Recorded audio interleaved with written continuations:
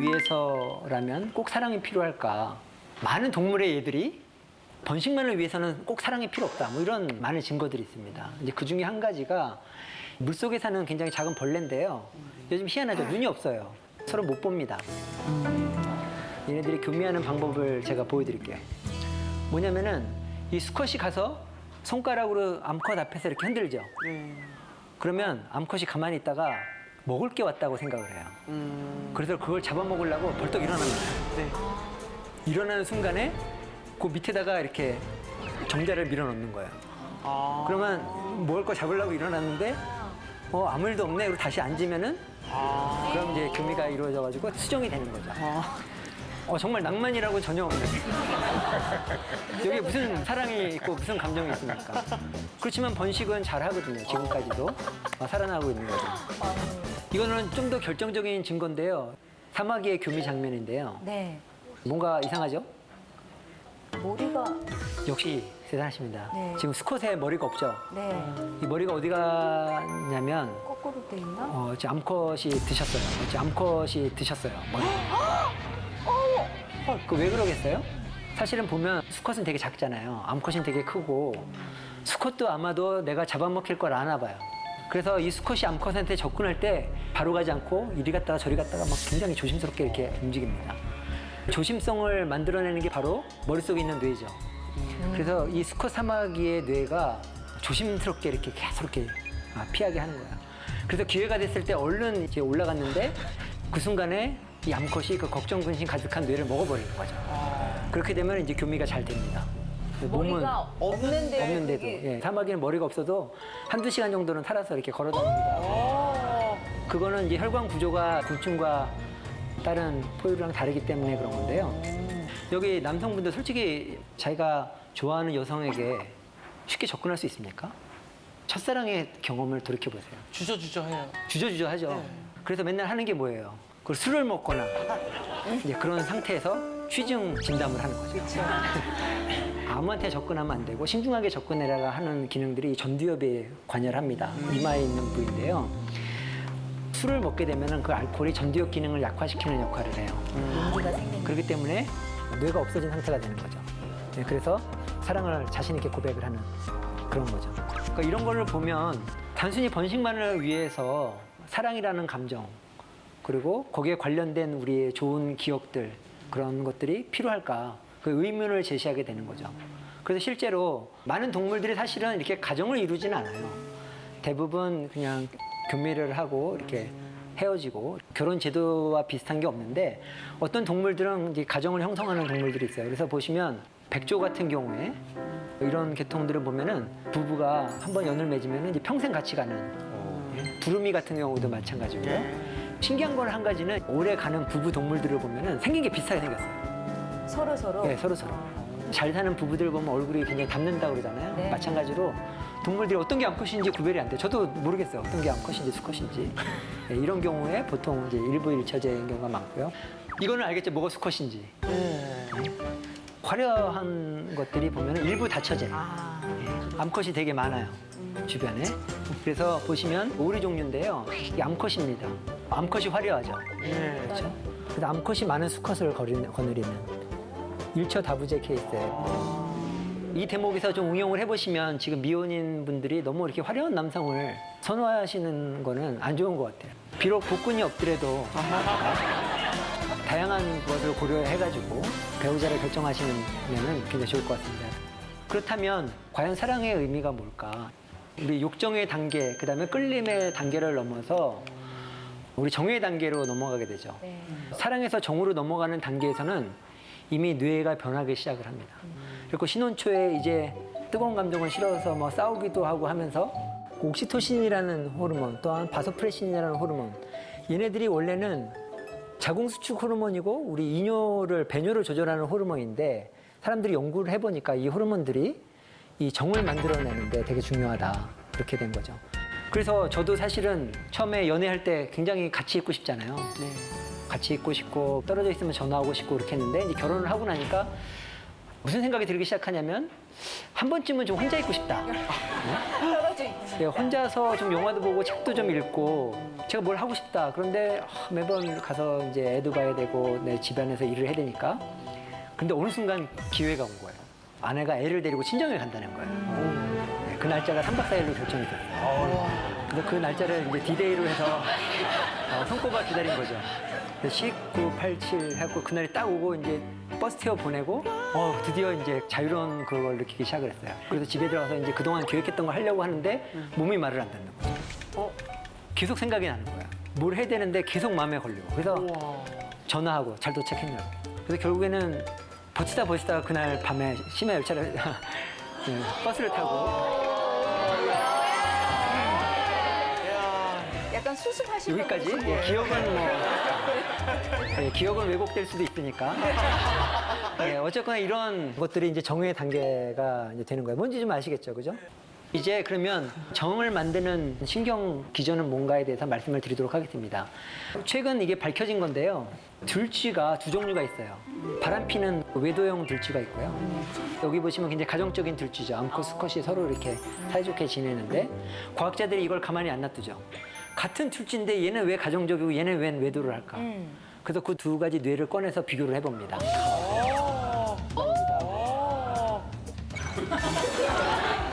어떻게 얘기할까요? 꺼낸 게 좀 자극적인가요? 제 직업이기 때문에 어떻게 해서 과학자들은 뭔가를 이제 꺼내서 이렇게 봐야 되니까. 그래서 그 두 뇌를 비교를 합니다. 비교를 해가지고 드디어 원인 물질을 찾아내게 돼요. 이 뇌를 이렇게 자른 단면인데요. 보시면 아래쪽에 까만 점 같은 게 보이시죠? 네. 그게 뭐냐면 배측 창백이라는 그런 뇌 부위예요. 특수 뇌 부위인데요. 시상하부에. 거기에 바소프레신 리셉터가 굉장히 수용체가 많이 발현이 됩니다. 아까 바소프레신이 굉장히 그 정을 만드는 데 중요하다고 그랬죠? 이 바소프레신 신호를 받는 그런 유전자가 굉장히 이 가정적인 생쥐에 많이 발현을 하고 있었던 거예요. 그래서 과학자들이 또 실험을 했어요. 그러면 바소프레신 수용체를 외도하고 바람피는 생쥐의 뇌에 넣어서 유전자를 발현시켜줘 본 거예요. 그랬더니 이 쥐가 그래프에서 보는 것처럼 가정적으로 변했어요. 우와. 그래서 과학에서 그 인과관계를 밝히게 된 거죠. 그래서 사람한테 적용할 수 있겠습니까? 없겠습니까? 있어요? 굉장히 간절하게 원하시는 분이 있으신 것 같은데요. 사람한테서는 이게 불법 시술이죠, 그죠? 아, 그렇죠. 네, 그렇죠. 유전자를 발현시키려고 그러면 뇌에 여기 두개골에 구멍을 뚫고 거기다가 뇌 속에다 주사를 해야 되는데요. 있었으면 불티나게 팔리셨죠. 이게 엑스레이나 MRI 같은 거 촬영하면 저렇게 나오기는 하나요? 그러게. 굉장히 좋은 질문인데요. 아직 사람한테서는 저 외도하는 사람과 가정적인 남자와 그 두 가지를 비교해 본 경우는 없습니다. 아마 사람한테서도 그걸 볼 수 있다 그러면 굉장히 좋을 것 같습니다. 예. 유전이요. 다들 외도의 이야기에 이렇게 예, 다들 너무 발끈하신 거 같아요. 대 관심이. 다른 기회에 특집으로 다루도록 하겠습니다.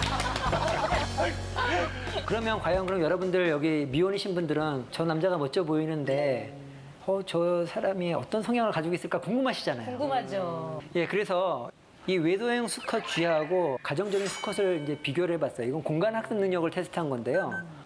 희한하게도 외도를 잘하는 생쥐가 공간학습 능력이 뛰어난 거예요. 길을 잘 찾아요. 네, 길을 잘 찾아요. 왜 길을 잘 찾을까요? 외도형 생쥐가. 아무래도 다녀야지 이성을 좀 만날 수 있으니까. 문준진 씨 운전 되게 잘해요. 살아있는 내비게이션이에요. 아니, 길을 몰라요. 내비 없으면 아무데도 못 가요. 개그맨들 사이에서 길은 문천식 씨의 모르라는 길을 얘기가 몰라요. 있거든요. 길을 모릅니다. 이야. 답이 거의 맞았습니다. 뭐냐면 돌아다녀서 많은 암컷을 만나야 되는 필요도 있고요. 그 다음에 또 어디에 어느 암컷이 있는지를 잘 아는 거죠. 역시. 그렇죠. 저 옆 동네에 홀로 사는 암컷이 있더라. 여기도 있더라, 저기도 있더라. 다 이제 꿰고 있는 거죠. 야. 그래서 여러분 남자친구가 공간학습 능력이 좀 떨어지더라도 너무 실망하지 마시라. 가정에 충실할 가능성이 되게 높다고 생각을 합니다. 사람에 대한 좋은 감정이 무슨 기능을 하느냐. 과학자들이 연구해 보니까 그 중에 중요한 기능 중에 하나가 분노를 억제하는 기능이 있습니다.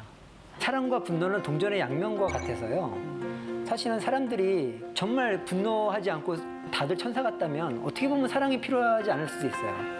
근데 정말 사회가 각박하고 경쟁하고 저 사람이 뭐 나를 방해해도 화가 나고 방해 안 하고 너무 잘 나가도 화가 나고 뭐 이런 정말 분노의 사회잖아요.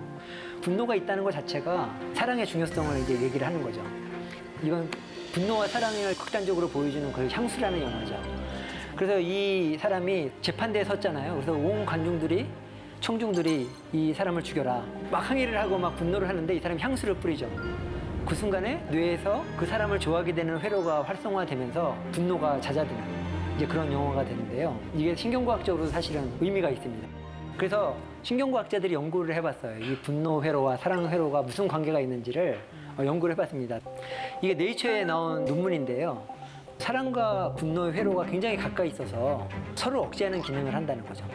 그래서 사랑은 분노를 억제하고 분노는 또 사랑을 억제할 수 있고 이런 관계가 있다는 신경 뇌지도에 관한 논문이 되겠습니다. 그래서 제가 한번 보여드릴게요. 이 쥐들은 소리가 나는 게 뭐냐면 신경의 활성이에요.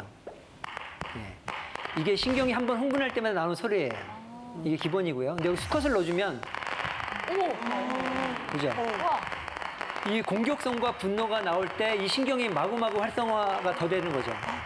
그러면 이 신경이 분노를 만들어내는 신경세포인 거를 알 수가 있는 거죠. 이 수컷 생쥐가 들어오기 전까지는 굉장히 조용한 소리가 나다가 들어오니까 굉장히 소리가 커지는 거죠. 그죠? 다음에는 뭐냐면, 자, 이게 아까 그 똑같은 분노 신경세포예요. 신경세포가 화를 내고 있죠. 따닥따닥. 여기다가 암컷을 넣어줍니다. 그럼 한번 보세요. 어떤 일이 일어나는지. 조용하죠. 와, 신기하다. 그러니까 이게 신경회로의 원리입니다. 굉장히 순식간에 일어나잖아요. 네. 이게 바로 이 두 가지 종류의 신경세포가 아주 가까이 등을 맞대고 있다는 거예요. 그래서 이번에는 사실은 암컷이에요. 그래서 얘가 구행동을 하고 교미행동을 하려고 하는데 이 순간에 빛으로 분노 신경을 자극해 준 거예요. 억지로 과학자들이. 그랬더니 가정폭력이 일어나기 시작을 한 거예요. 그래서 이 분노신경의 기능은 어떤 그런 좋은 감정들을 억제하고 분노 행동을 나타나게 되는 거죠. 그리고 또 다른 비디오인데요. 이거는 화를 낼 필요가 없는 전혀 상관이 없는 고무장갑이에요. 거기다 빛을 주게 되면은 얘가 이제 여러분 화났을 때 막 벽을 친다거나 엉뚱한 병을 깬다거나 그런 이제 행동이 빛을 자극할 때만 나타나게 되고 이제 빛을 끄게 되면 그런 행동이 이제 사라지게 되는 거죠. 그래서 결국에 그 신경과학자들이 아는 거는 뭐냐면 사랑과 공격 신경세포가 서로 억제하는 관계다. 이런 것들을 알 수가 있었고요. 그래서 우리가 여기서 한해 아이디어를 얻을 수 있는 거는 굉장히 지금 사회가 각박하고 학교 폭력도 심각하고 그렇죠. 그래서 여기서 우리가 폭력을 없애려고만 노력할 게 아니라 학생들에게 정말 우정을 쌓고 서로 좋은 감정을 가질 수 있는 기회를 만들어 준다고 하면 이런 폭력적인 것들이 저절로 억제가 되지 않을까. 이게 이제 신경과학적인 조언이 되겠습니다. 중국에서 실제 있었던 일인데요. 중국 동물원에서 뱀의 먹이로 흰 쥐를 이렇게 줬던 거죠. 그래서 어느 날 2마리 생쥐를 넣어줬는데 뱀은 당연히 한 마리를 먼저 이렇게 물었겠죠. 근데 그걸 보고 있던 옆에 친구 생쥐가 뱀을 공격하기 시작을 하는 거예요. 와. 막 물고 그래서 사육사가 감동을 받아서 두 생쥐를 다 구해줬다는 그래서 저 생쥐도 다 살았답니다. 야, 어머, 대단하다. 실제로 이거를 실험한 박사님이 계십니다. 이 비디오는 뭐냐면 이 친구 렛이 갇혀있는 렛을 구출해주는 장면이에요. 그래서 페이기 메이슨이라는 박사님이 실험을 해본 결과 이렇게 자기가 잘 아는 생쥐일수록 더 이런 구출해주는 행동이 많이 나타남을 알 수가 있습니다. 그래서 우리는 사회적 동물이고 서로가 좋은 감정이 있다는 거는 서로 도움을 줄 수 있다는 이런 중요한 기능을 할 수가 있는 거죠. 이것은 실제 뇌 영상을 찍은 사진입니다. 아파서 누워있는 사람이고 그 아픈 사람을 바라보는 사랑하는 사람들의 뇌를 같이 찍어봤어요. 요 왼쪽에 있는 것은 아픈 사람의 뇌입니다. 그래서 실제로 보면 길쭉하게 나온 곳이 보면은 이 몸이 아픈 그런 통증 신호를 나타내는 거예요. 그래서 몸도 아프고 그리고 몸이 아프니까 마음도 아프고 이제 그런 거예요. 그런데 이 아픈 사람을 바라보는 사랑하는 가족이나 친구들이 보면은 같이 아파하는 거죠. 보시면 몸은 아프지 않지만 마음이 같이 아픈 그런 사진을 보여주고 있습니다. 그래서 실제로 번식이나 열정적인 사랑을 위해서만 이런 좋은 감정이 필요한 것이 아니라 특히 우리들 같은 경우에는 서로 교감하고 협력하고 이런 어려움들을 이해해 줄 수 있는데 거울신경이 중요하다는 교훈을 얻을 수가 있는 것이죠. 그래서 뇌는 여러 가지 경험을 연결시킨다. 그런데 이게 외부에서 오는 환경적인 자극만 연결시키는 것이 아니라 사람과 사람, 서로 사회적인 연결 관계도 열심히 연결을 시킨다. 그리고 그것들이 어떤 번식을 넘어서 사회적 동물이 더욱더 생존과 번식에 유리하게끔, 그리고 인간 사회에서는 더욱더 인간답게 하게끔 하는 기능을 한다는 것을 알 수가 있겠습니다. 왜 이렇게 우리가 재물에 대해서 탐욕을 갖게 되는가에 대해서 말씀을 드리도록 하겠습니다. 이 내용의 일부는 제가 세계경제포럼에서도 발표한 내용이기도 합니다. 와. 예, 이 그림이 뭐죠? 아담. 성경에 나와 있는 아담과 이브의 유명한 이야기죠. 저 선악과가 이렇게 매달려 있는데 절대로 그걸 먹으면 안 된다고 죽는다고 얘기를 했는데 이브의 마음속에 보기도 좋고 만지고 싶은 마음이 이렇게 끌어오른 거죠. 그래서 결국에 선악과를 잡아서 맛도 남편한테도 주고 그래서 같이 망하는 그런 슬픈 이야기인데 결국에 선악과 아이템으로 인해서 생성된 거죠. 만일에 저거를 갖고 싶은 욕망이 애당초부터 없었다면 이런 일은 안 일어났겠죠. 그래서 우리 신경회로에 뭔지도 모르는 그런 새로운 물건을 갖고 싶은 욕구가 있다는 거예요. 그래서 보면 저게 아이언맨인데요. 아이언맨 보면은 제가 지금 집에 있는 건데 눈에 불이 나고 가슴에도 불이 나오는 그런 아이템이에요. 사실은 굉장히 공부를 열심히 하게 하는 방법 중에 하나가 제가 이제 비싼 저 아이언맨을 다 들고 들어오게 되면 아들이 숙제를 하기 시작을 해요. 저 아이템을 갖기 위해서. 그런데 저런 아이템을 보고 갖고 싶은 욕망이 많은 그런 동물들에서 나타납니다. 어린 동물들한테 이렇게 공이나 장난감을 던져주면 막 갖고 놀아요. 그런 아이템은 먹을 수도 없는 거고 전혀 유용하지 않음에도 불구하고 그거에 대한 강력한 소유욕이 있다는 거예요. 그래서 최근에 아이템을 갖고자 하는 욕망을 활용한 게임이 나왔죠. 포켓몬고라는 게임이죠. 그래서 저도 미국에 학회에 가니까 학회장에도 얘네들이 돌아다니더라고요. 그래서 몇 마리 좀 잡았습니다. 그래서 이렇게 버추얼 아이템임에도 불구하고 세상에 존재하지 않는 거잖아요. 그럼에도 불구하고 우리가 그거를 소유하고 싶어 하고 그런 욕구를 활용해서 게임을 만든 거죠. 굉장히 신경과학적인 게임이라고 생각을 합니다. 뭐 여러분 이번 유명한 비디오니까 여러분 보셨을 텐데 이렇게 가상회로 있는 아이템을 습득을 하면서 잘하는데 기록 세우기. 점수를 따는 거죠. 예, 생각보다 굉장히 잘하죠. 이게 그 고정 행동 패턴입니다. 그래서 저런 시각 자극이 있을 때마다 이렇게 잡아먹게 되는 거죠.